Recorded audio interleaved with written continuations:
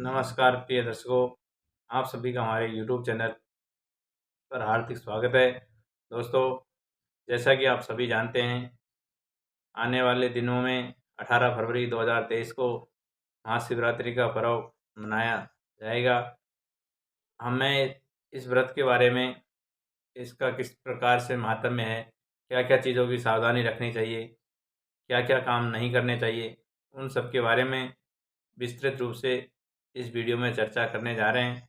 तो दोस्तों, जो भी साथी हमारे चैनल से नए जुड़े हो, चैनल को सब्सक्राइब करने, बेल आइकन को ऑन कर ले और कमेंट में ओम नमः शिवाय लिखना ना भूलें। तो दोस्तों, शुरू करता हूँ। भगवान शंकर का नाम आप सभी जानते हैं कि इनको आशुतोष भगवान भी कहते हैं। आशुतोष का मतलब जल्दी प्रसन्न हो जाने वाले भगवान। भगवान शंकर को एक लोटे पानी से भी खुश कर देते हैं। कुछ लोग गाल को थपथपा के, मतलब शिवलिंग को जैसे दोनों तरफ से हाथ लगाया और भगवान शिव प्रसन्न हो जाते हैं, मनचाही मुरादें पूरा होती है। दोस्तों, सत्य ही शिव है और शिव ही सुंदर है। सत्यम शिवम सुंदरम भगवान शंकर को कहा जाता है। ये देवादिदेव महादेव भगवान, जो कि और तो सब देव है लेकिन इनको महादेव कहा जाता है। दोस्तों, जब आप सभी को मालूम है, जब समुद्र मंथन हुआ था तो जो विष निकला था वो भगवान शंकर को ही पीना पड़ा था।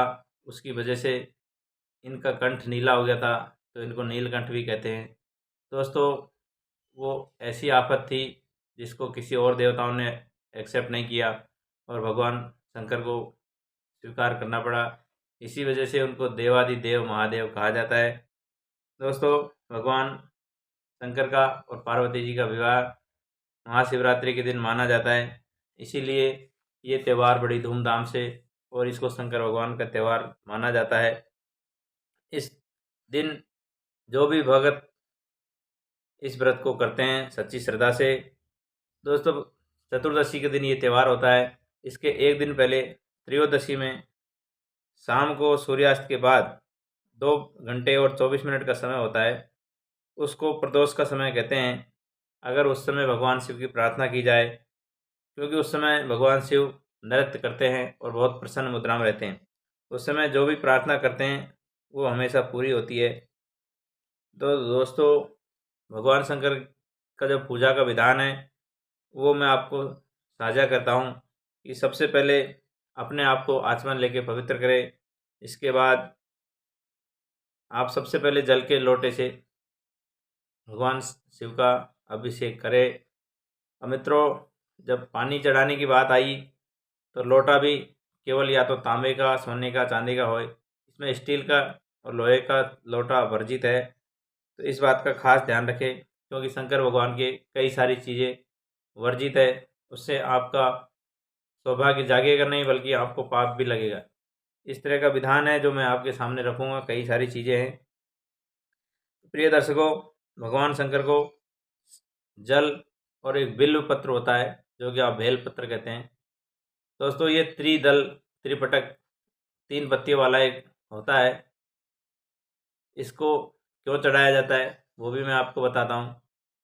प्रिय मित्रों, जब समुद्र मंथन हुआ था तो भगवान शंकर के शरीर में अत्यधिक गर्मी हो गई थी। उस समय सारे देवताओं ने मिलकर भगवान शंकर ने जो जहर पिया था, उस जहर का जो इफेक्ट नहीं हो उसके लिए इनको बेलपत्र चबाए थे। सारे देवताओं ने मिलकर के बेलपत्र ला के खिला दिए। उसके बाद पानी पिलाया, ठंडा शीतल जल, तब जाकर के भगवान शंकर की गर्मी शांत हुई। दोस्तों, इसी वजह से भगवान शंकर को बेलपत्र अति प्रिय है और जल तो सभी लोग चढ़ाते ही है।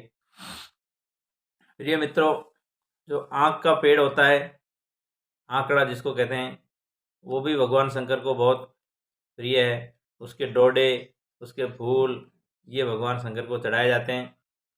आँख के पेड़ की महिमा मैं एक अन्य वीडियो में आपके साथ विस्तृत रूप से लेके आऊँगा। अभी आप इतना ही समझिए कि भगवान शंकर को सफ़ेद आँख और वो डोडे होते हैं, वो पसंद है, भांग के पत्तियाँ। दोस्तों, भगवान शंकर का एक छोटा सा सीधा सा मंत्र है, पंचाक्षर मंत्र, ओम नमः शिवाय। इसको सभी पुरुष लोग सबसे सिंपल सबसे छोटा मंत्र है ओम नमः शिवाय। इसको भगवान शंकर के मंदिर में बैठ के 108 बार जप करें।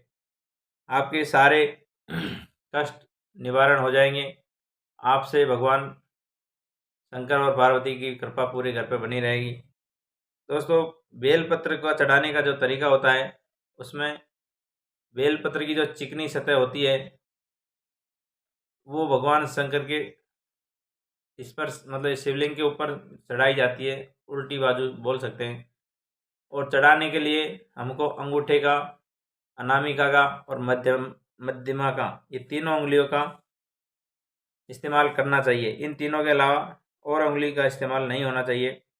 और चिकनी वाली सतह को भगवान शंकर से स्पर्श कराए।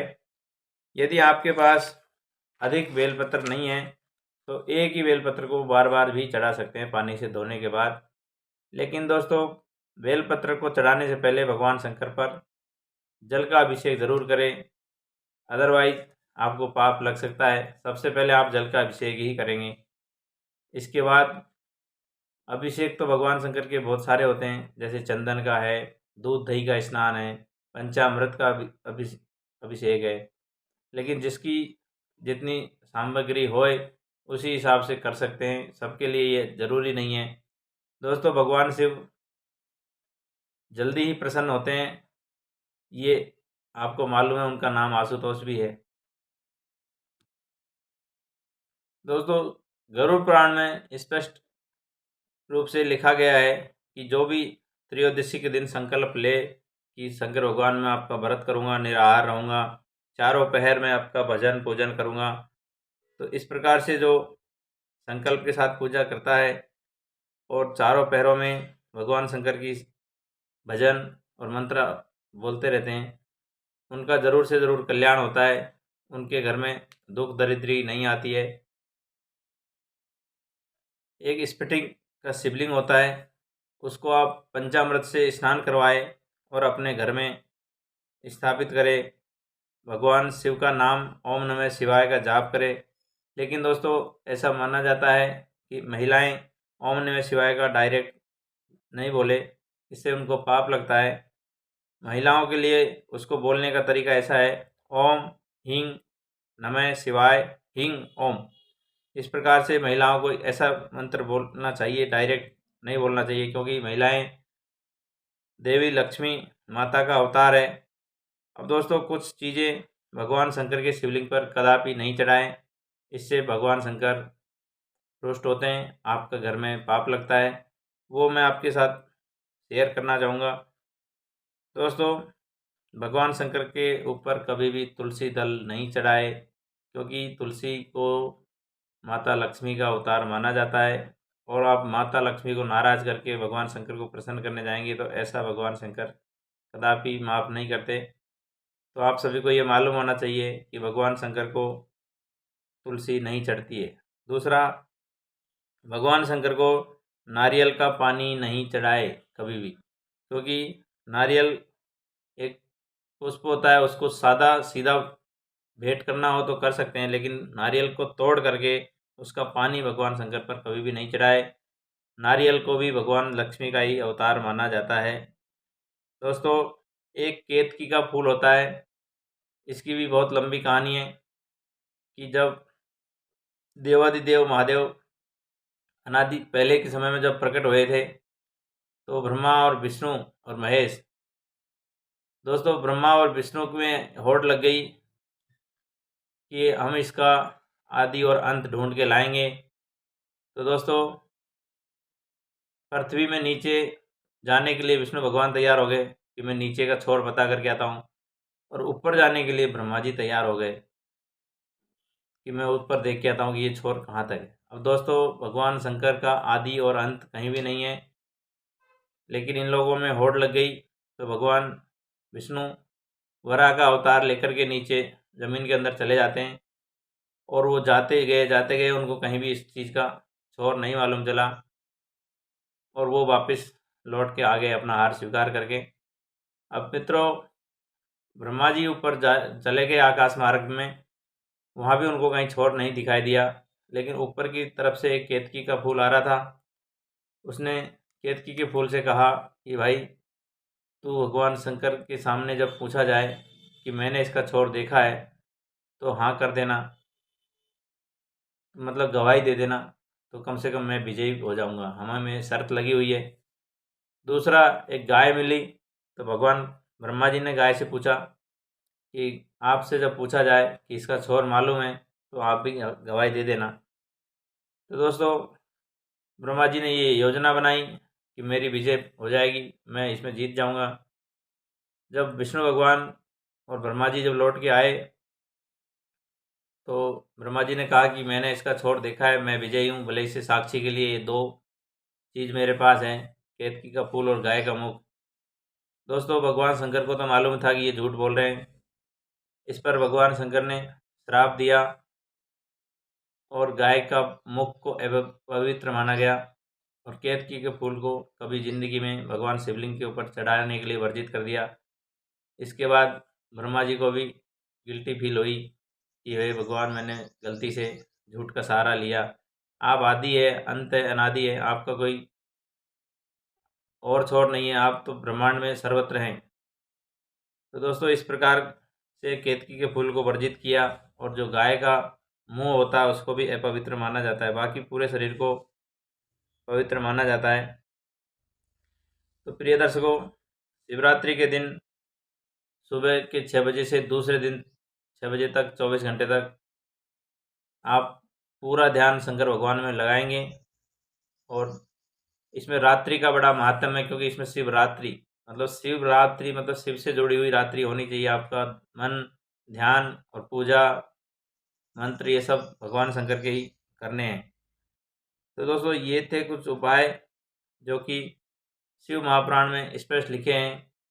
इससे आपका दुख दारिद्र्य नष्ट होगा, आपका भाग्य का उदय होगा और भगवान शंकर को कभी भी टूटे हुए चावल नहीं चढ़ाए, क्योंकि उसका नाम ही अक्षत है।